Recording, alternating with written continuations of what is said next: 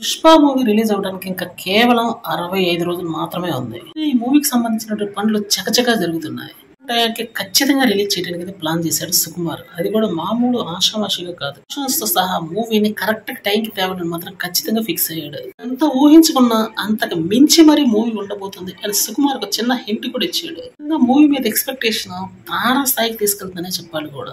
చెప్పాలంటే ఈ మూవీ మీద నార్త్ ఆడియన్స్ లో ఉన్నటువంటి బజ్జి మామూలుగా లేదని చెప్పాలి.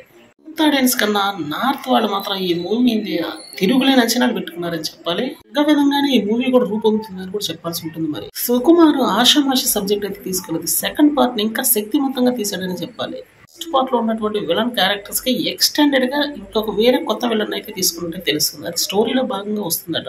సెన్సేషన్ సృష్టించే విధంగా అయితే ఈ మూవీ ఉండబోతుందని ఒక టాక్ నడుస్తుంది. 1000 కోట్ల టార్గెట్ గా ఈ మూవీ ఆఫీసర్ షేక్ చేసే అవకాశం ఉందని ఒక మాట అయితే గట్టిగానే వినిపిస్తుంది. ఈ మూవీకి సంబంధించి 560 కోట్ల ప్రీ రిలీజ్ బిజినెస్ జరిగినట్టయితే తెలుస్తుంది. నందమూరి మోక్షజ్ఞ హీరోగా పరిచయం కాబోతున్నటువంటి మూవీ మీద బడ్జెట్ మామూలుగా లేదు. ఇది ఒక అసాధారణమైనటువంటి మూవీ అని చెప్పాలి. ఎందుకంటే దీనికి పేరు వర్మ సినిమాటిక్ యూనివర్స్ లో భాగంగా వస్తున్నటువంటి ఈ మూవీ మీద అసాధారణ అంచనాలు ఉండటం సహజమే. థియేటర్ కూడా దగ్గర 100 కోట్లను ఫిక్స్ చేయడం జరిగింది. అత్యంత శక్తివంతంగా తీసినటువంటి ప్రశాంత్ వర్మ 100 కోట్లు ఇస్తే ఇక మామూలుగా ఆగుతాడా? వండర్స్ క్రియేట్ చేసి పెడతారని చెప్పుకోవచ్చు. ఇదే జరగబోతుంది. ఇంకా ముందు ఈ మూవీ గురించి అప్డేట్స్ అయితే వస్తూనే ఉంటాయి. ఎప్పుడు వస్తాయా అని మాత్రం ఖచ్చితంగా ఎదురు చూస్తున్నారు ఫ్యాన్స్.